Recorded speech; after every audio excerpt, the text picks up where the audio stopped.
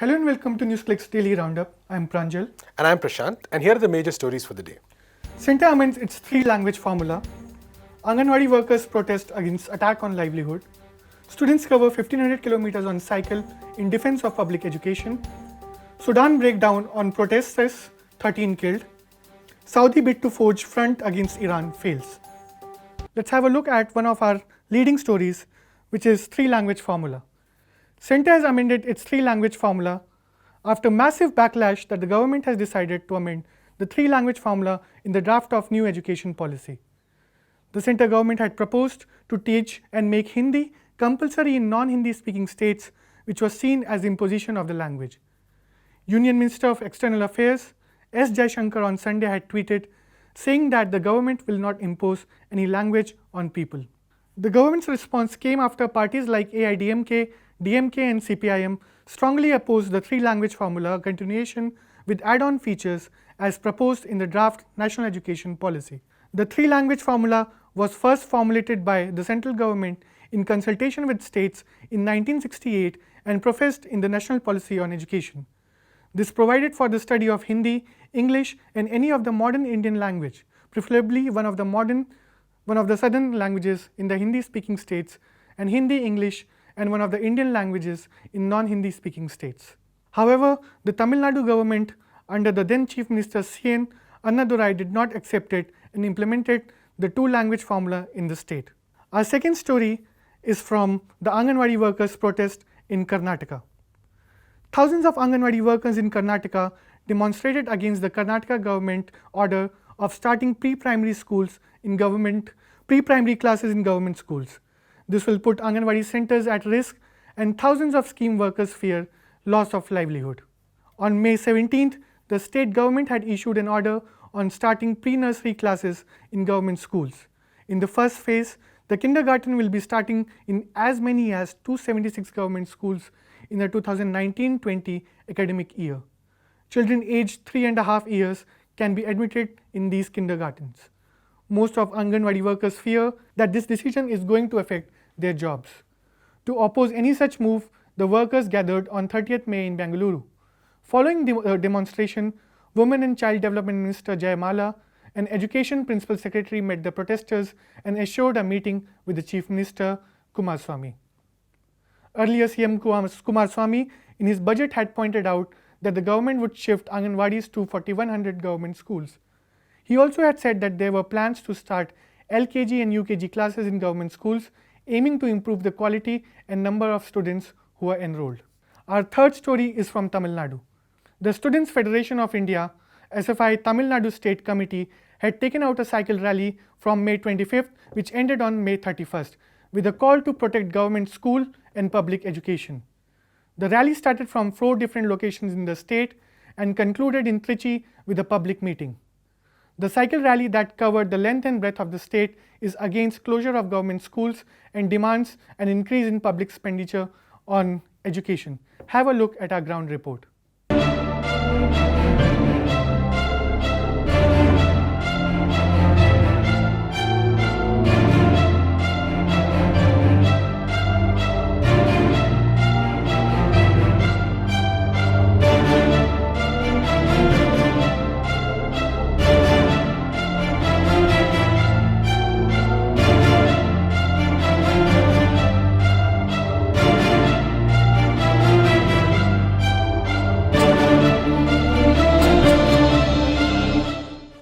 மக்களை சந்தித்து அங்கு இருக்கக்கூடிய பெற்றோர்களை சந்தித்து அரசு பள்ளிக்கூடங்களில் தங்களுடைய குழந்தைகளை சேர்க்க வேண்டும். அரசு பள்ளிக்கூடங்கள் தான் ஒரு நாட்டினுடைய வளர்ச்சியில் மிக முக்கியமான அஸ்திவாரமாக இருக்கிறது என்பதனை சொல்ல வேண்டும் என்பதற்காக இந்த பிரச்சாரத்தை கடுமையான வெயிலிலும் இந்த பிரச்சாரத்தை கொண்டு சென்று கொண்டு இருக்கிறோம். இந்த பயணத்தில் பங்கெடுத்திருக்கக்கூடிய அத்துணை மாணவர்களும் 8ஆம் வகுப்பில் இருந்து PhD படிக்கக்கூடிய ஆய்வு மாணவர்கள் வரை இந்த பயணத்தில் இருக்கிறார்கள்.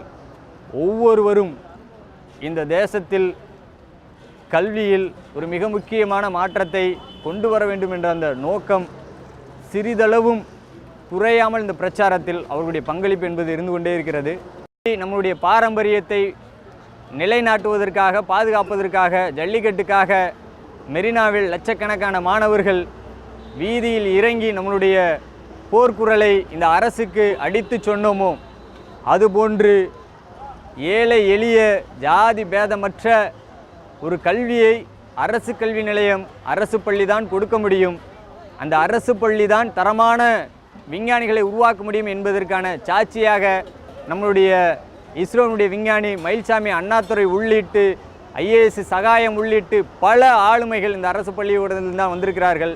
ஆகவே இந்த அரசு பள்ளிக்கு இந்திய மாணவர் சங்கம் மட்டுமே இந்த போராட்டத்தில் கலந்து கொண்டு இருக்கக்கூடிய மாணவர்கள் மட்டுமல்லாமல் அனைத்து மாணவர்களும் பொதுமக்களும் ஒருமித்த குரலாக நாம் ஒலி எழுப்ப வேண்டிய தேவை என்பது இருக்கிறது.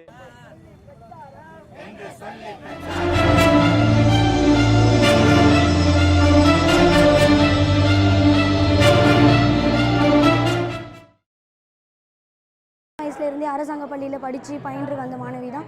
தனியார் பள்ளியில் படிக்க வைக்கக்கூடிய வசதி இல்லாததுனால மட்டும்தான் அரசாங்க பள்ளியில் நானும் படித்தேன். அதுவும் இல்லாமல் எங்களுக்கு அரசாங்க பள்ளிகளுக்கு 20 மாணவர்களுக்கு ஒரு ஆசிரியர்னும், அரசாங்க ஜிடிபியில் 6% 6% கண்டிப்பாக அரசு பள்ளிகளுக்கு ஒதுக்கணும் அப்படின்னு சொல்லி நாங்கள் இந்த பிரச்சனையெல்லாம் எடுத்து முன் வச்சு தான் இந்த சைக்கிள் பிரச்சார பயணம் இந்திய மாணவர் சங்கம் நடத்திட்டு இருக்கோம்.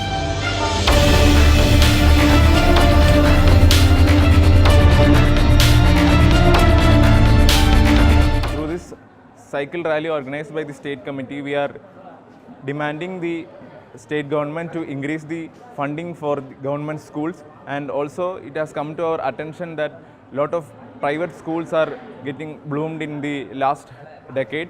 So we demand the government to strictly monitor these private schools. Many of these schools are charging exorbitant fees, and we demand the government to implement the findings of Justice Masilamani Committee and to take action against these private schools. Along this cycle rally, we are received by workers, farmers and youth. So we are getting a statewide support for this cycle rally. In our international section, we first go to Sudan, where 13 protesters were killed and over 100 injured after the army barged into the space outside the Defense Ministry and the army headquarters, where protesters have been camped for nearly a month. These protesters have been demanding that the military junta transfer power to the civilian authorities. The army first fired tear gas and grenades at the protesters, and when they refused to budge, fired live bullets. Footage on social media showed security forces with batons charging at the protesters and even brutally beating up those who were severely injured. Many of the severely injured were shifted to hospitals. In the aftermath of this event, the protesters moved to other parts of the cities and set up barricades to prevent security forces from coming in. It was not only the police and the army which were involved in these operations, but also the notorious Rapid Support Force. The Rapid Support Force is headed by the Vice President of the military junta, who had earlier issued threats against the protesters. This force not only burned tents, which were makeshift clinics, but also barged into many of the hospitals and fired live bullets at some of the protesters who were injured. The RSF is currently surrounding many of the hospitals. The Sudanese Professionals Association, which leads the protests, has called for massive peaceful protests against this invasion. Thousands of people are mobilizing across Sudan, and it's part of a campaign of civil disobedience. The Declaration of Freedom and Change Forces, which is a coalition of opposition parties, has said that there will be no more discussions with the junta anymore and has called for an escalation of resistance. In our second story, we look at the failure of the Saudi Arabian attempt to forge a mass coalition against Iran. Last week, 3 major summits were held in the city of Makkah: the Gulf Cooperation Council, the Arab League, and the Organization of Islamic Cooperation. The first 2 summits of the Gulf Cooperation Council and the Arab League released statements which condemned Iran for what they called supporting terrorism and asked Iran to stop doing so. They also demanded that the international community intervene in this matter. But on Sunday, Qatar, which was one of the key participants of this meeting, said that it had not been consulted before any of these statements had released. Qatar also said that they assumed that these meetings were supposed to actually deal with some of the major issues in the region, but had not addressed key issues such as the war in Yemen and the war in Libya. Qatar also expressed deep unhappiness over the continuation of the blockade of the country by Saudi Arabia and its allies. These summits were called by the Saudi King Salman as part of an attempt to create a regional front against Iran. The failure of these conferences is a big blow to the United States, which was hoping that all these countries would combine together and pressurize Iran and help more sanctions against it.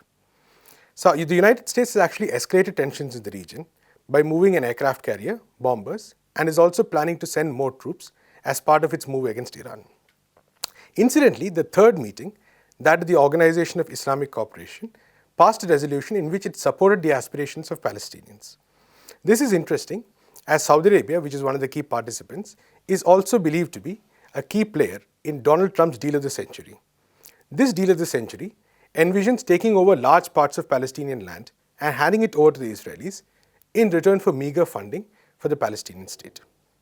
That's all we have for the international section. That's all we have in today's Daily Roundup. To follow detailed reports on any of these news, visit our website newsclick.in, our YouTube channel, Facebook and Twitter. Thank you. Thanks for watching.